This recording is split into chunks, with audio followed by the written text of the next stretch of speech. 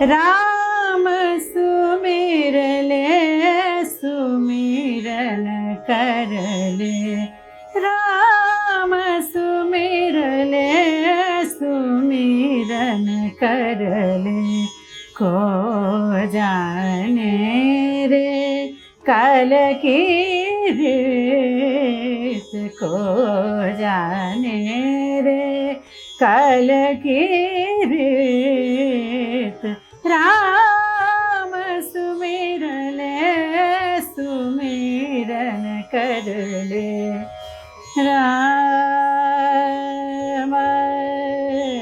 सुमेरा हरे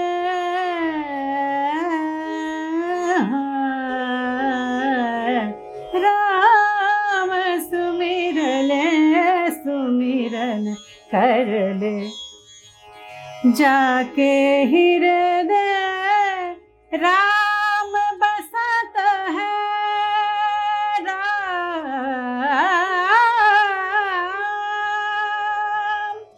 जाके हृदय राम बसत है, नैया के पार लगत है, मन रे हरि संग कर ले प्रीत, राम सुमिर ले सुमिरन कर ले, मम गम धनि सनि धनि धम गम धनि धनि धनि धनि धम गम गरे सनि सा, राम सुमिर ले सुमिरन, राम सुमिर ले राम राम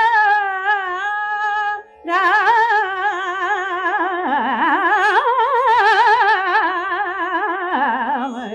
राम सुमिर ले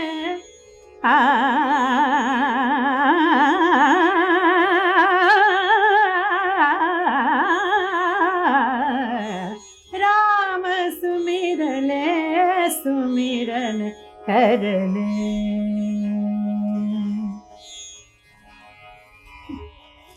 धन्यवाद। इस खूबसूरत सी आवाज की खुशबू थी बनारस घराने की गायिका सुनंदा शर्मा जी की। नमस्कार, मैं हूं विशाल पांडे और आप देख रहे हैं चकाचक एक्सप्रेस। चकाचक एक्सप्रेस की खास प्रस्तुति है कस्तूरी, जो अभिव्यक्ति का मंच है और लगातार हम आपको हर बार नए कलाकार, शिक्षाविद, साहित्यकार से मुलाकात करवाते हैं। आज हमारे साथ चकाचक एक्सप्रेस की खास मेहमान हैं बनारस घराने की गायिका सुनंदा शर्मा जी। सुनंदा जी, बहुत बहुत स्वागत है आपका चकाचक एक्सप्रेस में। धन्यवाद धन्यवाद। आज दिवाली है और राम का आगमन दिवाली के दिन होता है। बहुत सारी बातें राम के आगमन पर और आज के समय में राम को किस तरह से देखा जा रहा है, लोक में कैसे राम है, मैं बात करूंगा। लेकिन मैं शुरुआत वहां से करूंगा कि आपकी जो संगीत की शुरुआत है वो कहाँ से होती है, उसके बारे में कुछ हमारे दर्शकों को बताएं। सबसे पहले तो मैं इस फेस्टिव सीज़न जो दिवाली और हमारे त्योहार जो चल रहे हैं, मैं सभी को उसके लिए बहुत बहुत हृदय से शुभकामनाएं देती हूँ। और हम यूं ही अच्छी अच्छी त्योहारों को सेलिब्रेट करते रहें। मेरा जन्म हिमाचल में हुआ और मेरी जो प्रारंभिक शिक्षा है वो अपने पिताजी से ही शुरू हुई। जी। मैं हार्डली 4-5 साल की थी और तभी मैंने अपने पिताजी से संगीत सीखना शुरू किया। तो कह लें कि पहाड़ों के बीच में वो जी। पठानकोट के पास हमारा गांव है, बहुत सुंदर सी जगह है। तो वहीं पे मैंने प्रकृति की गोद में ही बैठ के खेल खेल में ही संगीत मैंने सीखना शुरू किया था। पहाड़ का जो संगीत है, पहाड़ का जो परिवेश है वो पूरा संगीतमय होता ही है, और वहाँ आपका जन्म होता है और उस परिवेश में, जो कि आपने बताया, घर में ही संगीत है, और घर के ही जिस माहौल से, जिस संस्कार से आप निकलती हैं, और दिल्ली, नॉर्वे और आज देश विदेश में हम आपको बनारस तो नहीं भूलना चाहिए, क्योंकि वो बिल्कुल गुरु गृहवास आपका रहा है और वहाँ आज तक हम आपको सुन रहे हैं। लेकिन जब पठानकोट से निकलती हैं, फिर चंडीगढ़ और फिर बनारस, तो किस तरह का सफ़र है, उसके बारे में कुछ जिक्र करें। देखिए, शास्त्रीय संगीत मैंने बचपन में भी सीखा और फिर मैं बनारस जब पहुंची अप्पा जी से, तब भी शास्त्रीय संगीत सीखा। थोड़ा सा फ़र्क ये रहा कि मेरे पिताजी इंस्ट्रूमेंटलिस्ट थे, तो वायलिनिस्ट थे, तो रागों की शिक्षा उन्होंने मुझे बचपन से दी। लेकिन एक वोकलिस्ट से सीखना बहुत ज़रूरी होता है एक गायक या गायिका के लिए। तो लेकिन मुझे बचपन से ही एक आकर्षण रहा बनारस घराने की तरफ जी। तो ईश्वर की कृपा रही कि मैं हरिवल्लभ संगीत सम्मेलन में सन 90 में गाने के लिए गई थी। तो अप्पा जी भी वहाँ आई हुई थी, तो उनके साथ मैं तानपुरा छेड़ने के लिए गई थी एक छोटी बच्ची के रूप में। और उन्होंने मुझे सुना और गुरु कृपा हुई और उन्होंने बोला कि मुझसे सीखना है तो चलो बनारस। तो मैंने फिर बस अपनी एजुकेशन पूरी 1 साल और रहा था, वो पूरी की चंडीगढ़ से, और फिर मैं बनारस चली गई और लगातार 9 साल अप्पा जी के पास ही मैं रहती। साल में 1 बार घर जाती थी। तो ये सफ़र बड़ा सुंदर था कि जिस दिशा में जाना चाहती थी उस दिशा में बढ़ती चली गई। तो बहुत खूबसूरत सफ़र रहा। बिल्कुल, एक पगडंडी के सहारे आप महानगर के लिए निकलती हो, इतना खूबसूरत आपका सफ़र रहता है। बनारस का जिक्र किया है, राम पर बात कर रहे हैं आज दिवाली। मैं चाहूँगा कि राम पर कोई गीत बनारस की खास गायकी के साथ। ज़रूर।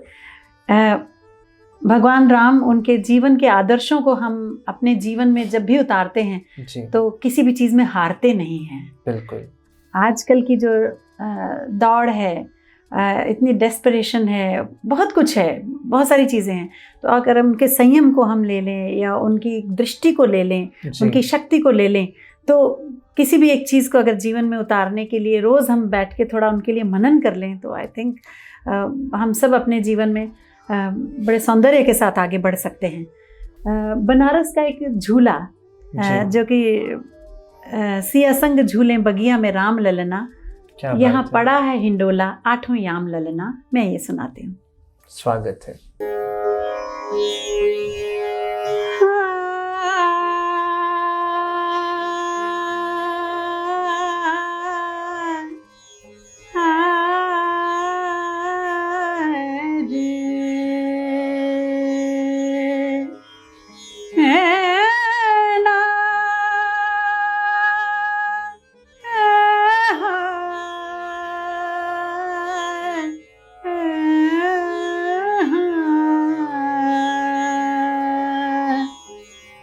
सिया संग झूले बगिया में राम ललना, सिया संग झूले बगिया में राम ललना, झूले बगिया में राम ललना, झूले बगिया में राम ललना, सिया संग झूले बगिया में राम ललना। जहाँ पड़ा है हिंडोला 8वें याम ललना, जहाँ पड़ा है हिंडोला 8वें याम ललना, सिया संग झूले बगिया में राम ललना। गोरे रंग जानकी सांवरे सलोने प्रभु, गोरे रंग जानकी सांवले सलोने प्रभु, छवि ऐसी बनी, हाँ छवि ऐसी बनी, मानो रति काम ललना, सिया संग झूले बगिया में राम ललना, झूले झूले झूले सिया संग, झूले बगिया में राम ललना। राम सिया झूले लखन झुलावे, राम सिया झूले, राम सिया झूले रे, राम सिया झूले लखन झुलावे। मुनि मन भयो है निहालना, मुनि मन भयो है निहालना। सिया संग झूले बगिया में राम ललना, हो राम ललना, हो राम ललना।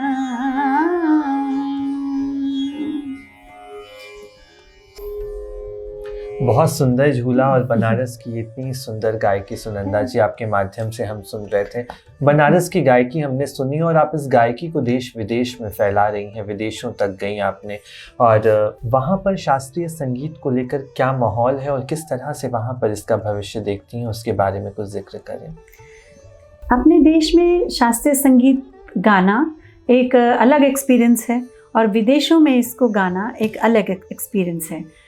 अपने यहाँ तो अब हमें एक्सप्लेन नहीं करना है कि राम ललना है ना, झूले बगिया में राम ललना, तो उसको हम जब ट्रांसलेट करेंगे तो स्विंगिंग और ये सब उसमें वो चीज़ उतना गहराई तक हम नहीं कर पाते हैं। तो वहाँ क्या काम करता है सुर कि शब्दों की वो भाषा तक तो ठीक है, लेकिन बोली को समझने के लिए बहुत डिफ़िकल्ट है अगर आप दूसरी कंट्री में हैं। लेकिन वहाँ पे अगर सुर, सधा हुआ सुर की सच्चाई, ऐसे आप जो साधना से करके जब कुछ चीज़ गाते हैं गुरु के आशीर्वाद से, तो डेफिनेटली उनके दिल तक आपकी संगीत की जो पुकार है वो भी पहुँचती है और जो अर्थ है वो भी चला जाता है उनके पास। तो मेरे बड़े सुंदर सुंदर एक्सपीरियंसेस हुए हैं। मैंने जो थिएटर दलाविल पेरिस में एक बहुत बड़ा एक ऑडिटोरियम है, बहुत प्रेस्टीजियस है, तो मैंने वहाँ जब जब गाया है तो मुझे वहाँ की ऑडियंस बहुत अच्छी लगती है कि वो पिन ड्रॉप साइलेंस के साथ वो लोग सुनते हैं। और वर्ल्ड म्यूज़िक फेस्टिवल में जर्मनी में डसलडॉर्फ में गाया था, बेल्जियम में गाया था, तो उसमें वर्ल्ड के कितने देशों से संगीतकार आए थे। तो जब मैं वहाँ क्लासिकल प्रस्तुत करने के लिए मंच पर गई तो मैंने देखा कितने लोग बैठे हैं और अलग अलग देशों से, अलग अलग कलर्स के लोग, अलग अलग कंट्रीज से लोग। तो उसमें मैं अपना शास्त्रीय संगीत परफॉर्म करने के लिए गई हूँ। तो मैंने उनको अपना जो गाने जा रही थी उसका साहित्य को एक्सप्लेन किया और उसके बाद जब ईश्वर का और गुरु का नाम लेके गाना शुरू किया तो लगा ही नहीं कि आप स्ट्रेंजर्स के सामने गा रहे हैं। तो मेरा कहने का भाव यह है कि एक तरह से तो अलग है लेकिन एक तरह से सिमिलर है, क्योंकि संगीत की अपनी एक जुबान है। बिल्कुल, है ना। तो ये आत्मा से निकलता है और आत्मा तक जाता है। और वो कहते हैं कि संगीत की कोई भाषा नहीं होती है और उसको कहीं भी कभी भी कोई भी समझ सकता है, बस वो सच्चे मन से गाया जा रहा है। सच्चे मन से अगर आप गाते हैं तो डेफिनेटली आपकी वो बात वहाँ पहुँचती है। और भविष्य में तो ये कहूँगी कि क्लासिकल म्यूज़िक का भविष्य ये स्टेडियम में तो गाने वाला संगीत है नहीं, मासिस के लिए है। तो शास्त्रीय संगीत, जिसको शास्त्र का थोड़ा बहुत पता होगा या शास्त्र में रुचि होगी या फाइन आर्ट में जिसको इंटरेस्ट होगा, तो वही है। तो वो तो बढ़ता जा रहा है। मैं तो इसके लिए बहुत आशावादी हूँ, चाहे देश है चाहे विदेश है। जो हिंदुस्तानी संगीत का मैजिक है वो कभी ख़त्म नहीं हुआ और कभी ख़त्म नहीं होगा। वो मैं कहती हूँ दिन प्रतिदिन बढ़ता जा रहा है और स्टूडेंट्स भी बढ़ते जा रहे हैं, सीखने वालों की इच्छा बढ़ती जा रही है। इवन जो वेस्टर्न कंट्रीज़ के अच्छे अच्छे म्यूजिशियंस हैं, जब वो अपना एक्सेल कर लेते हैं अपने म्यूज़िक को, तो डेफिनेटली वो इंडियन म्यूज़िक सीखना चाहते हैं। अगर वहाँ के कोई सैक्सोफोन प्लेयर हैं तो वो डेफिनेटली एक बार देखेंगे फ्लूट में मींट कैसे जा रही है, शहनाई में मींट कैसे जा रही है, ब्लो इंस्ट्रूमेंट अगर वो करने वाले हैं। वोकल की टेक्निक्स, हम जो तान करते हैं, आ करके सरगम करते हैं, तो वहाँ के वोकलिस्ट बड़े हैरत से देखते हैं। और हमारा संगीत जो अध्यात्म से जुड़ा है वो इसकी सबसे बड़ी एक कहें कि शक्ति है जो कि सारी दुनिया से इसको ऊंचा और अलग करती है, इसीलिए सारे लोग इसको पूजते भी हैं। आप विदेशों में जो संगीत लेकर गई हैं, जो शास्त्रीय संगीत लेकर गई हैं, उसका जिक्र कर रही थी।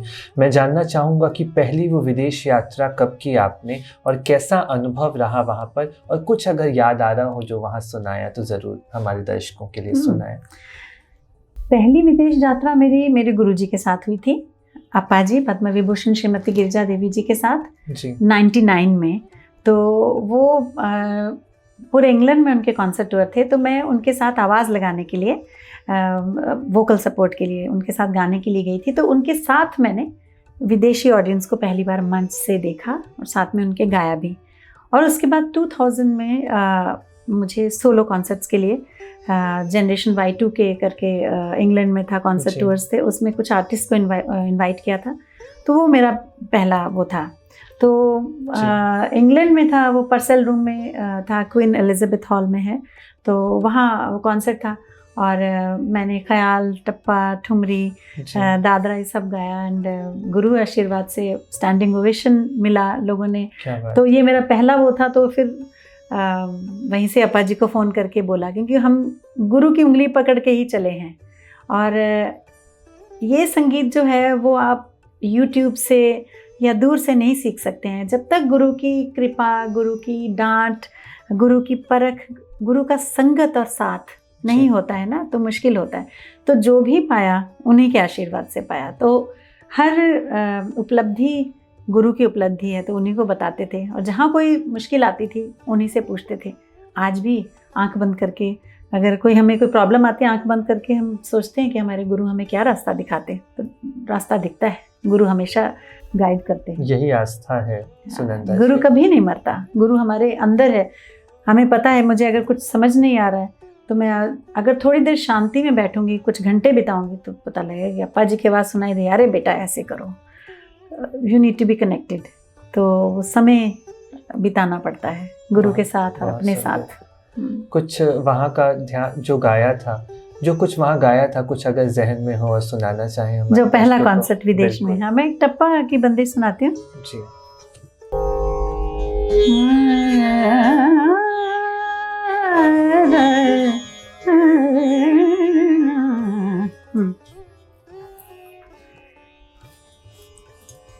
अप्पा जी से ख्याल, ठुमरी, दादरा, झूला, कजरी, चैती, सादरा और बहुत सारी रेयर गायकियाँ सीखने को मिली।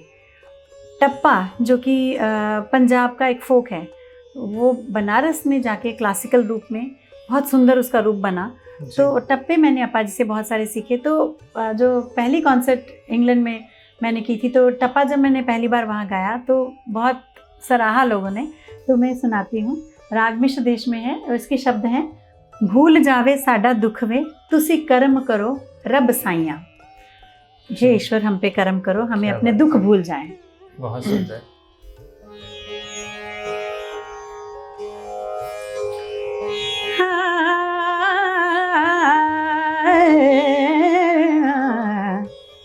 भूल जावे साडा दुख वे, दुख वे, भूल जावे साडा दुख वे, दुख वे, तुसी कर्म करो रब साइया।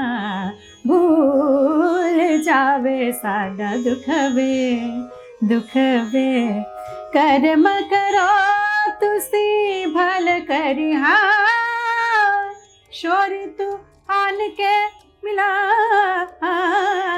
जा। भूल जावे साडा दुख वे, दुख वे, तुसी कर्म करो रब साया, साया। भूल जावे साडा दुख वे। सो ये एक रेयर स्टाइल है जिसमें कि ख्याल की तैयारी अलग है, लेकिन टप्पे की तैयारी के लिए भी आपको तान बहुत मजबूत होनी चाहिए। गला आपका तैयार होने के साथ साथ सांस पे कंट्रोल, लंबी सांस का अभ्यास। तो गुरुजन बहुत समय रियाज करवाने के बाद ये सिखाते हैं। तो I was fortunate to learn this rare style also from Appa ji. So ये this was from my first concert in abroad. और बहुत सुंदर प्रस्तुति भी जिस तरह आप बता रही हैं कि वहाँ की जो ऑडियंस है उसका जिस तरह से समर्थन आपको मिलता है, तो ये बिल्कुल कहा जा सकता है कि जिस तरह विदेशों में शास्त्रीय संगीत बढ़ रहा है, पल रहा है, और आप उस माध्यम में, आप उस परंपरा से जुड़ी हुई हैं, तो जाहिर सी बात है कि वो खुशबू आप लगातार बिखेरती रहेंगी। हम सब यही उम्मीद और आशा करते हैं। मैं बनारस से निकलकर नॉर्वे की तरफ रुख लूँगा, जहाँ विवाह हुआ है आपका नॉर्वे में, और आपके पति जयशंकर जी जैज़ म्यूज़िक करते हैं और आप शास्त्रीय। तो किस तरह से उनसे मुलाकात होती है और कैसे उसके बाद आगे सिलसिला संगीत के माध्यम से भी आगे बढ़ता है, वो भी जिक्र करें। मैं तो समझती हूँ मेरा तो सब कुछ शंकर जी से मिला है। हमारे गुरु जी का नाम गिरिजा देवी और पति हमारे जयशंकर। तो अच्छा, तो मैं कॉन्सर्ट करने के लिए स्पिक मैके के कॉन्सर्ट टूर पे ही मैं नॉर्वे गई थी। तो वहाँ पे सबने बताया कि यहाँ एक फैमिली है कि जो क्लासिकल म्यूज़िक को बहुत प्रमोट कर रही है। तो मेरे ससुर जी वहाँ बहुत सारे लोगों को संगीत की शिक्षा दे रहे हैं, वायलिन बजाते हैं, और उनके बहुत सारे Indian, Pakistani, Afghani, Norwegian students हैं। तो उनसे वहाँ मुलाकात हुई। वो मेरे कॉन्सर्ट्स में आते थे नॉर्वे जब मैं जाती थी, तो वहीं उनसे मुलाकात हुई। और फिर उधर से प्रस्ताव आया शादी के लिए, और मेरा एक ही ये था कि मैं भारत में रहना चाहती हूँ। और जब मैंने ये बोला कि मेरी ये इच्छा है कि मैं भारत में रहना, जब जैसे उन्होंने शादी के लिए पूछा, मैंने अपनी इच्छा व्यक्त की कि मैं इंडिया नहीं छोड़ना चाहती हूँ। तो उन्होंने बोला कोई बात नहीं, क्योंकि वो म्यूजिशियंस की फैमिली है, और मेरे ससुर जी, मेरे पति, उन्होंने इस चीज़ को बहुत रिस्पेक्ट किया। सो मैं यहाँ रहती हूँ। वो नॉर्वे में डॉक्टर भी हैं और जैज़ म्यूज़िक करते हैं। He is a very well known tabla player in Norway, और वो क्लासिकली ट्रेंड तबला प्लेयर हैं। मतलब नॉर्वे से इंडिया आके सीखते थे, वहीं जन्मे पले हैं वो। तो लेकिन दोनों जगह वो अपना अब संगीत करते हैं। तो नॉर्वे में भी शास्त्रीय संगीत का उसी तरह से प्रचलन है, क्या देखती हैं वहाँ पर? प्रचलन शास्त्रीय संगीत का नॉर्वे में बहुत ज़्यादा है, ये मैं नहीं कह सकती। लेकिन यह है कि वहाँ कॉन्सर्ट्स जब होते हैं तो आप एक राग को घंटा तो नहीं वहाँ गा सकते, लेकिन 15-20 मिनट में आप थोड़ा थोड़ा हम वहाँ गाते हैं। प्लस बहुत सारी यहाँ का फोक और नॉर्वे का फोक बहुत सिमिलैरिटी है। तो बहुत सारी जो उनकी नॉर्वेजियन सॉन्ग्स हैं तो मैंने सीखे भी, क्योंकि आप जहाँ वहीं का हिस्सा बन सकते हैं अगर वहाँ की भाषा, वहाँ का खान पान, ये सब आप एक रस हो जाएं। जैसे हम बनारस जब गए थे तो अप्पा जी ने बोला, तू जब हमसे बनारसी में बतियाईबू तब्बे हम तो के बढ़िया चीज़ सिखाई। तो मुझे बनारसी सीखनी पड़ी। और वो ये रियल ग्रूमिंग थी। तो वो गुरु से ये तो पता चल ही गया था कि अगर आपको नॉर्वे में स्ट्रेंजर नहीं फील करना है तो नॉर्वेजियन म्यूज़िक आपको आना चाहिए। तो वो भी मैंने नॉर्वे के गाने सीखे। और संगीत है, वहाँ का संगीत भी बहुत खूबसूरत है। एंड वहाँ पे भी गाती हूँ, यहाँ पर भी गाती हूँ। सुनंदा जी, एक प्रश्न हमेशा रहता है कि जो शास्त्रीय संगीत है वो एक एलीट क्लास की चीज़ बन के रह जाता है, वो लोक में नहीं पहुँच पाता है। क्या कारण देखती हैं इसका, और क्या उपाय देखती हैं कैसे ये लोक के बीच में सहजता से पहुँच पाएगा, जैसे लोकगीत? लोकगीत हर स्टेट का लोकगीत उसी स्टेट में होता है जी। एक तरह से देखा जाए तो पंजाब का लोकगीत पंजाब के लोग जानते हैं, यूपी में नहीं जानते हैं। यूपी का लोकगीत बंगाल में नहीं जानते हैं। शास्त्रीय संगीत को पूरा हिंदुस्तान जानता है, पूरा वर्ल्ड जानता है। लेकिन अगर हम कहें पॉप म्यूजिक, पॉपुलर म्यूजिक की तरह इसको पॉपुलर करने के उपाय, एक तो यही उपाय है जो आप कर रहे हैं अभी, कि जितने इसके बारे में चर्चा हो, है जितना इसके बारे में हम सिर्फ कॉन्सर्ट्स ना करके इसके बारे में बातचीत करें कि कैसे रियाज़ किया, कैसे आगे बढ़ें, क्या इसमें है। कहीं अगर विद्यार्थी लोग इसको अगर अपना करियर बनाएंगे तो कमाने के साधन हैं कि नहीं। तो सब चीज़ें ये ज़्यादा से ज़्यादा जितनी डिस्कस होंगी तो एक डर निकलेगा जो न्यू जनरेशन है उसके मन से। और हमें उपाय यही है कि पेरेंट्स को जो संस्कार घर में होता है, बच्चे सिखाई हुई चीज़ से ज़्यादा ऑब्जर्व की हुई चीज़ सीखते हैं। तो घर में अगर हम 10 बार वेस्टर्न म्यूज़िक चला रहे हैं तो एक आध बार शास्त्रीय संगीत चला लें, तो वो उनको याद होने लगेंगी चीज़ें। तो बिल्कुल। यही है, ज़्यादा से ज़्यादा चर्चा, ज़्यादा से ज़्यादा प्रचार ऐसे ही हो। बिल्कुल, और घर का संस्कार तो बेहद हाँ, ज़रूरी बेहद है, जिस पर ज़रूरी आप है। जिक्र कर रही हैं। बिल्कुल। सुनंदा जी, मैं आगे आपके संगीत के सफ़र पर बढ़ूंगा, लेकिन उससे पहले मैं राम पर ही एक गीत आपसे चाहूँगा हमारे दर्शकों के लिए। अच्छा, ये अभी हमने फोक की बात की, जी, तो शास्त्रीय संगीत, फोक संगीत जुड़े हुए हैं एक बिल्कुल, दूसरे से। बिल्कुल। तो शास्त्र लोक से ही निकलता है।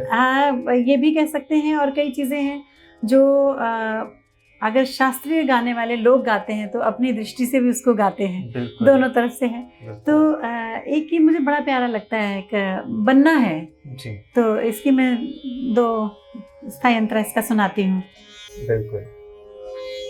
हाँ, सिया दुल्हा सलोना सांवरा, सिया दुल्हा सलोना सांवरा, मद मूरत मुस्कान सांवरो, मृदु मूरत मुस्कान सांवरो, तिरछे चितवन भावेला, तिरछे चितवन भावेला, सिया दुल्हा सलोना सांवरा। मिथिला नगर में धूम मचो है, मिथिला नगर में धूम मचो है, किन गलियन से आवेला, किन गलियन से आवेला, सिया दुल्हा सलोना सांवरा, सिया दुल्हा सलोना सांवरा। इतनी मर्यादित और सुंदर व्याख्या श्री राम के रूप की हुई है, और मुझे नहीं लगता है कि ये साहित्यकारों के बिना कभी संभव हो ये बात पाता। है। जिस तरह से आप मीरा को गाती हैं, हाँ। तुलसी को गाती हैं, हमारे साहित्यकारों को भी इस माध्यम से बिल्कुल। आप लोक मन तक पहुंचा रही हैं, ये एक बड़ा काम है सुनंदा जी। एक सफर है। मैं एक चीज कहना चाहूंगी। जी बिल्कुल। राम जी का अगर हम सीधा उनको भक्ति करें तो वो एक बड़ी एक नॉर्मल बात हो जाएगी, लेकिन राम को हर एंगल से देखते हैं तो बहुत कुछ नजर आता है। अगर दूल्हा के रूप में भी कितने सलोने हैं, उनकी शक्ति की बात होती है, तो राम को हम पूरा अगर कहना चाहेंगे तो उनका बचपन से लेके मतलब हर जीवन का हर अंग, उनका हर पक्ष एक अपने आप में बहुत बड़ी उदाहरण रहा है। बिल्कुल, और वो बहुत सीखने की बात है। हाँ। जिस लक्ष्य से वो जन्म लेते हैं और उसके बाद का जो उनका पूरा का पूरा काम है, जो एक पूरा दर्शन, एक फिलॉसफी है राम की ना, जिस काम के लिए आते हैं और कितनी सुंदर तरीके से करते हैं, और वो हम सबके लिए आज उदाहरण के रूप में मर्यादा पुरुषोत्तम है। मैं फिर से संगीत के सफर पर लौटूंगा, और स्पिक मैकी के साथ आपने लंबा काम किया है, बहुत सारी ऑडियंस, बहुत सारे दर्शक आपने देखे हैं इस माध्यम से। उसका कैसा सफर रहा है और किस तरह से देखती हैं आप, इसके बारे में कुछ जिक्र करेंगे? बहुत सारी ऑर्गेनाइजेशंस के साथ काम किया मैंने। स्पिक मैकी के लिए मेरे दिल में एक विशेष रिस्पेक्ट है, इसलिए क्योंकि ये एक बहुत बड़ा मिशन है जो कि कोरे मन पर सही संस्कार डालने का काम करता है। बच्चे जब स्कूल जा रहे हैं, कॉलेज जा रहे हैं, तो वो एक जगह है जिसमें वो सबसे ज़्यादा समय बिताते हैं। तो अगर उनको कभी कोई कलाकार के दर्शन होते हैं, किसी ने अगर सामने से किसी आज पुराने कई लोग मिलते हैं कि हमने MS सुब्बलक्ष्मी जी को सामने से सुना है, और जब वो इस चीज़ का वर्णन करते हैं उनके चेहरे पे चमक आ जाती है, है ना। तो क्योंकि उन मोमेंट्स को उन्होंने जिया और वो स्कूल में और कॉलेज में मिला। स्पिक मैकी ने ये काम किया है कि एक सबके साथ एक मेमोरी जोड़ दी संगीतिक। तो कुछ लोग तो कलाकार बने वहाँ से प्रेरणा लेके, और कलाकार ना भी बने, कला को सराह लें, और कला को सराहने के साथ साथ आप दुनिया में कुछ भी बने, लेकिन शास्त्रीय संगीत गाते हैं, बजाते हैं या सुनते हैं, आपका कंसंट्रेशन बहुत अच्छा हो जाता है। आप कुछ भी करते हैं तो फ्रेश हो जाते हैं, आपका ध्यान लग जाता है।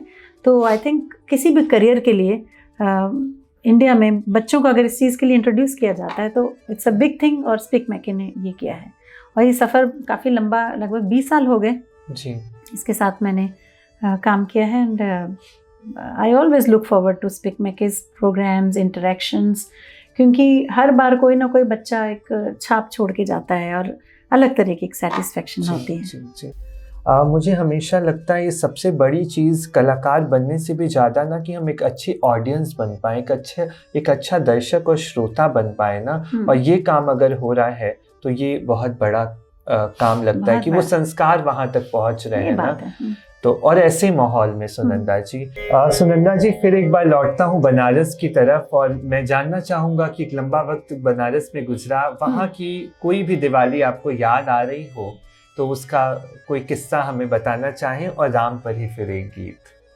अच्छा, बनारस में अप्पा जी के साथ हम दिवाली मनाते थे। तो अप्पा जी की दिवाली तभी होती थी कि उनके सारे शिष्य उनको घेरे रहते थे, हम लोग सब लोग, और चाहे बनारस हो चाहे कलकत्ता हो तो घेरे रहते थे। तो सुबह पूजा वो करती थी और उसके बाद संगीत तो होता ही था, गाना बजाना होता था। और उस दिन खास पूड़ी तो बनती थी, और मतलब चूड़ा मटर का सीज़न शुरू हो जाता था तो खाने का भी अच्छा इंतज़ाम, मलाई पाक होगा या चूड़ा मटर होगा, ये सब इंतज़ाम के साथ। और शाम को हम बड़े बड़े पटाखे तो नहीं चलाते थे, लेकिन छोटा मोटा वो अनार और ये सब होता था, और रंगोली और ये सब बड़ा आनंद लेते थे। उस दिन सब लोग अच्छे कपड़े पहन के और बैठ के खूब बातचीत होती थी जी। कि त्योहार वाला दिन था तो वो उस दिन फुर्सत का दिन होता था। तो साथ में बैठ के, चाहे हम मटर छील रहे हैं साथ में बैठ के चूड़ा मटर बनाने के लिए, तो 5-6 लोग हम बैठे हैं, उसमें चुटकुले हो रहे हैं, उसमें कुछ गाने हो रहे हैं, तो वो जो मौज मस्ती थी। और फिर चूड़ा मटर मैंने अप्पा जी से बनाना सीखा, तो सच में वो इतनी शौकीन थी पाक कला की भी कि उनको अच्छा लगता था। कुछ तो इनाम में बंदिश देती थी कि तुमने इतना अच्छा बनाया तो के एक चीज़ सिखावत है, हम केहू के ना सिखाई, सिर्फ तो के सिखावत है। तो ऐसे, तो उसमें मैंने अपने डायरी में लिखा है आशीर्वाद पे पाया। तो एक्चुअली वो खाने की बात नहीं थी, वो मन और मनोयोग जी। और वो देखती थी कि किस धारणा से इसने, कितने ध्यान से इसको बनाया, वो प्रेम गुरु देख लेते थे। ये परख गुरु में ही हो सकती है सुनंदा जी। बिल्कुल, गुरु तो देख लेते थे कि ध्यान पे तो काम करते हैं गुरु। अगर आप काम यहाँ कर रहे हैं, ध्यान कहीं और भटक रहा है तो अब मौजूद ही नहीं है वहाँ पे, तो कैसे होगा। तो जब इनाम की बात तभी पहुँचेगी जब आप गुरु को हर तरफ से देखेंगे कि गुरु को लगे कि हाँ ये कायम है शिष्य। तो बहुत ये सब आनंद होता था, जोक्स होते थे, चुटकुले होते थे, और बड़ा फ्री हम उनके साथ रहे जी। डांटती भी थी, लेकिन वो कबीर दास जी वाला है ना कि गुरु कुमार शिष्य कुंभ है, घड़ी घड़ी काढ़े खोट, अंदर हाथ पसारी दे बाहर बाहे चोट। सचमुच वो बाहर चोट करती थी लेकिन अंदर से आपको पकड़ के रखती थी। तो बड़े एक माया मोह, जैसे एक ममता होती है ना माँ की, वैसे। और जो भी उनके साथ रहा सीखा, सबको ये लगता था कि उनसे वो सबसे ज़्यादा प्रेम करती हैं। तो ये एक ईश्वरीय गुण था अप्पा जी के अंदर, क्योंकि जिससे वो जुड़ती थी 100% जुड़ती थी। तो ये बड़ा आनंद आता था। और शाम को फिर उसी में बोलती थी सुनाओ तो दिवाली पे तुम कुछ कंपोज करके सुनाओ या कुछ ऐसा नया करो। तो त्योहार इस तरह से मनते थे। वो थोड़ा सा ललकार देती थी कि अरे देखो तो कुछ कंपोज करके सुनाओ, आज लिखो भी खुद, धुन भी खुद बनाओ। इस तरह से भी चीज़ें होती थी। तो ये एक जो कि नॉर्मल डेज में नहीं होता था कि या तो प्रोग्राम्स के लिए ट्रैवल कर रहे हैं या घर की दिनचर्या, तो ये सब होता था। तो बहुत नया कुछ दिवाली के दिन भी आप लोग सीखते समझते जरूर थे। ये बहुत सुंदर बात है सुनंदा जी। तो कुछ वहीं से कुछ और एक और गायकी मैं सुनना चाहूँगा हमारे दर्शकों के लिए भी। आपने वो फरमाइश की है ना एक बन्ना और मैं वो आपको सुना देती हूँ। हाँ, ये बहुत सुंदर वर्णन है। राम जब बन्ना बने हैं जी, खूबसूरत बन्ना बने हैं, सुंदर, तो सब वहाँ की लड़कियाँ वो भाग भाग के देखने जा रही हैं कि बन्ना किधर से आ रहा है जी। तो चलो देख के आते हैं।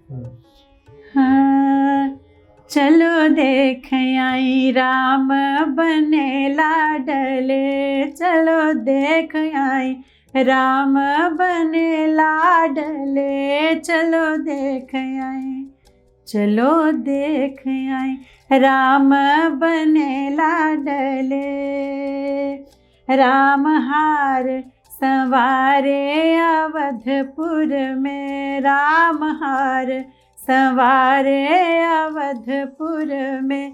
राम कंगना संवारे जनक अंगन, राम कंगना संवारे जनक अंगने, चलो देख आए। राम बने लाडले, राम सेहरा संवारे अवधपुर में, राम सेहरा संवारे अवधपुर में।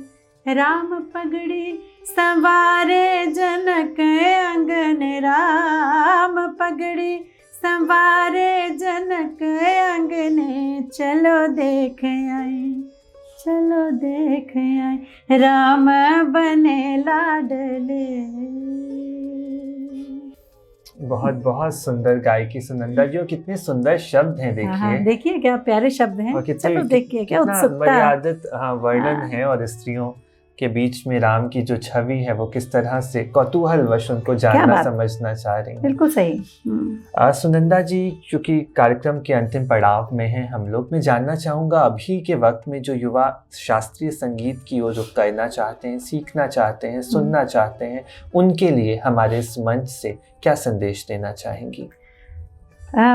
मैं आज के युवा वर्ग को यही कहना चाहूँगी कि हमारे भारत में, हमारी संस्कृति में, हमारे कल्चर में इतना कुछ है कि अगर आप किसी भी दिशा को पकड़ लें, चाहे साहित्य की दिशा पकड़ लें, संगीत की दिशा पकड़ लें, तो उसमें अगर आप आगे कौतूहल आपके अंदर अगर है, अगर आप उसको सीखना शुरू करेंगे, आपको इतना आनंद, इतना मनोरंजन, सब कुछ उसी में है, वो आपको मिलना शुरू हो जाएगा। और मैं यही कहना चाहूँगी, जीवन में आप कुछ भी बने, शास्त्रीय संगीत थोड़ा थोड़ा आप सुनना शुरू करेंगे ना, तो आपका अंदर की जो बोलते हैं ना इंद्रियां केंद्रित करना ही पड़ेगा। आप किसी भी दिशा में जा रहे हैं, उसमें बहुत मदद मिलेगी। चाहे आप बांसुरी सुनिए, सितार सुनिए, गायन सुनिए, इसमें बहुत शांति है और आपको अंदर से शांत कर देगा। और जिस दिशा में आप बढ़ना चाहते हैं, आपको ऊर्जा आपको उसके लिए मिलेगी। तो जो कलाकार बनना चाहते हैं, तो वो तो पहले गुरु अपना मन में धारण करें कि किन से सीखना चाहते हैं, और फिर सचमुच गुरु के पास, जैसे गुरु दिशा दिखाते हैं उसको सीखते हुए, तो गुरु के रास्ते पे ही आगे बढ़ें। क्योंकि परंपरा हज़ारों वर्षों से चली आ रही है, तो वो पीढ़ी दर पीढ़ी तभी चल रही है कि कुछ रूल्स हैं जो हमें फॉलो करने ही चाहिए, और उसके बाद फिर हम अपना मन का करें बेशक, लेकिन वही यमन, वही भैरव, वही दरबारी चलता आ रहा है पीढ़ी दर पीढ़ी। तो कुछ तो है इनके अंदर सिद्धि या शक्ति। तो मैं यही कहना चाहूँगी कि आप सब लोग, हम लोग बहुत लकी हैं कि हमारे देश में कितने सुंदर सीजन्स हैं, कितने सुंदर फेस्टिवल्स हैं, और हर प्रांत का खाना अलग है, वेशभूषा अलग है, बोली अलग है, तो बहुत कुछ है अपने देश में। तो आप शास्त्रीय कलाओं से ज़रूर जुड़िए, मैं ये कहना चाहूँगी। आज हमारे साथ बातचीत करने के लिए मौजूद हैं बनारस सिनिया घराने की दक्ष गायिका सुनंदा शर्मा जी। सुनंदा जी ने अपनी गायकी के माध्यम से एक ऐसा मुकाम हासिल किया है जो भारतीय संस्कृति और परंपरा को विदेशों तक लेकर जा रही है, और बहुत सारे देश विदेश के लोग उससे आकर्षित हो रहे हैं। सुनंदा जी कहती हैं कि धैर्य, गंभीरता और गुरु का सम्मान ही हमें आगे ले जा सकता है, फलक पर ले जा सकता है, ऊंचाइयों को दिखा सकता है, लेकिन फिर भी हमारे जो कदम हैं वो हमेशा ज़मीन पर रहने चाहिए। हमने शुरुआत सुनंदा जी राम के ही भजन से की थी, तो आज के इस कार्यक्रम का अंत मैं चाहूँगा श्री राम के भजन से ही करें। ज़रूर।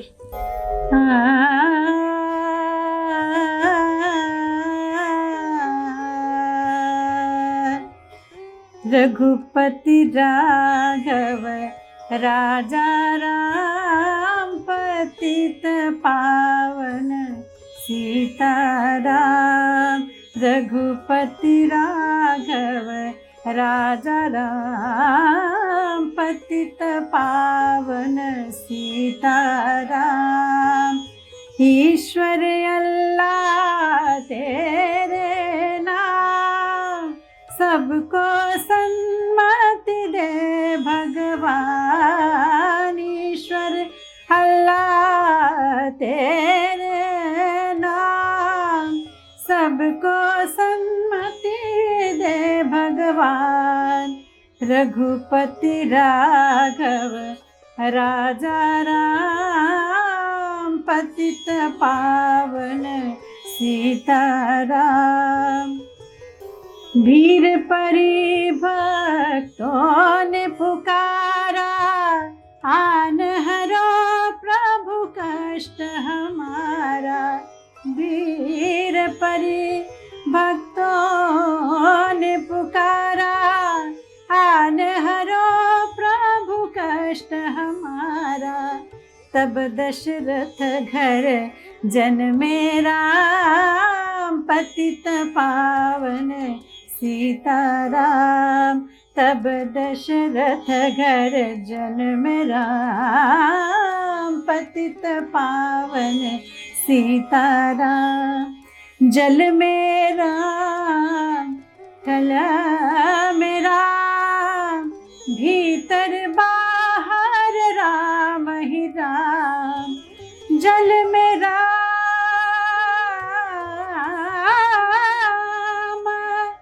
थल में राम, जल में राम, थल में राम, भीतर बाहर राम ही राम। जल में राम, थल में राम, भीतर बाहर राम ही राम। रघुपति राघव राजा राम, पतित पावन सीताराम। रघुपति राघव राजा राम, पतित पावन सीताराम। ईश्वर अल्लाह तेरे नाम, सबको सन्मति दे भगवान। राम राम राम राम राजा राम, पतित पावन सीताराम। राम राम राम राम राजा राम, पतित पावन सीताराम। और इस तरह सुनंदा जी श्री राम का जन्म जो है और उनका आगमन, दिवाली के दिन वो अयोध्या लौटते हैं और जिस काम के लिए वो वन चुनते हैं वो काम उन्होंने किया है। और ये हम सब के लिए प्रेरणा वाली बात है, उससे सीखने वाली बात है। श्री राम का आगमन ऐसे ही शुभ हो। आपकी गायकी के माध्यम से बनारस घराने की गायकी की खुशबू देश विदेश तक आप पहुंचाती रहें, इसी उम्मीद के साथ भी और इसी मंगल कामना के साथ ही आपका बहुत धन्यवाद हमसे जुड़ने के लिए और इतनी ढेर सारी बातें साझा करने के लिए। बहुत बहुत धन्यवाद सुनंदा जी। धन्यवाद।